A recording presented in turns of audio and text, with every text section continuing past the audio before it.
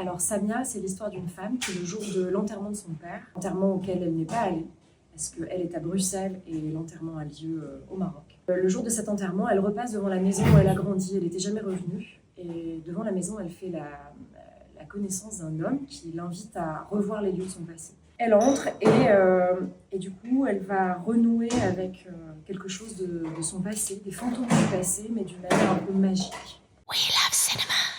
Ce qui est important pour nous, c'est de mélanger un début assez naturaliste, où on plonge dans l'histoire de cette femme. Et au cours de la soirée, quelque chose va arriver, quelque chose qui touche à son identité et qui fait qu'elle va renouer avec une partie de son histoire. Quelque part, dans cette nuit, vont la visiter des fantômes du passé, mais qui viennent pour peut-être pouvoir imaginer un nouveau futur pour elle après cette perte. Selma, qu'est-ce qui caractérise le personnage de Samia? Comment est-ce que vous l'avez pensé? On l'a pensé comme un personnage assez introverti. Dans notre histoire, c'est une femme qui est belgo-marocaine, mais qui, on va dire, est beaucoup plus proche en connaissance et en habitude de la culture européenne et belge, et qui même, je dirais, a mis complètement de côté toute une partie de ses origines et ses racines. Voilà, on l'a construit comme quelqu'un qui est bien inscrite. C'est une travailleuse, voilà, elle suit un petit peu sa ligne comme ça, son chemin, en ayant écarté toute une partie de son passé, toute une partie de son enfance.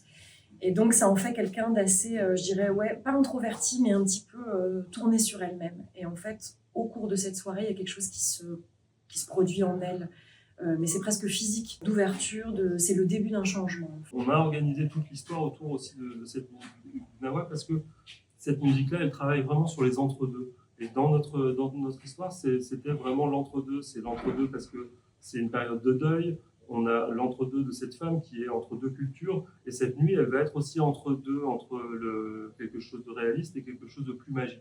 Et la musique Gnawa, une de ses fonctions, c'est de mettre les gens en transe, de les emporter dans les mondes des esprits ou d'invoquer les esprits.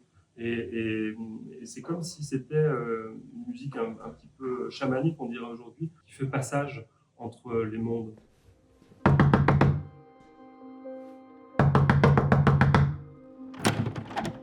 Madame, bonjour.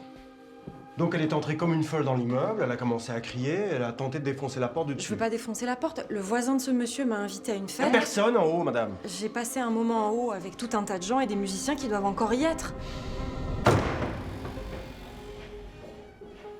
Pourquoi vous êtes revenue, madame?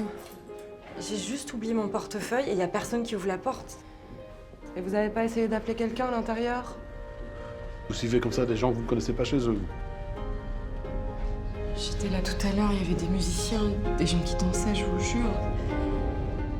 Quel était le plus grand défi pour vous avec ce film, ou qu'est-ce qui vous tenait le plus à cœur de partager? Évidemment, c'était l'intériorité, ce que vivait cette femme à ce moment-là, ce qui est quelque chose de très complexe, cet écartèlement entre les cultures au moment de la mort de quelqu'un. C'était de faire sentir physiquement ce que la musique créait chez elle et l'espèce de fracture de la réalité qui allait permettre quelque chose qu'on va découvrir dans le film. Je trouve que sur le format d'un court-métrage, raconter la biographie d'un personnage, mais sur un temps très limité, et nous on voulait le faire vraiment de manière sensible, et comment, en effet, dans des moments, quand on perd quelqu'un ou quand il y a une naissance, parfois, il y a des grands embranchements comme ça qui se font, et où tout à coup on a un petit vertige, on se dit mais en fait, je viens d'où, c'est quoi mon identité, ça veut dire quoi?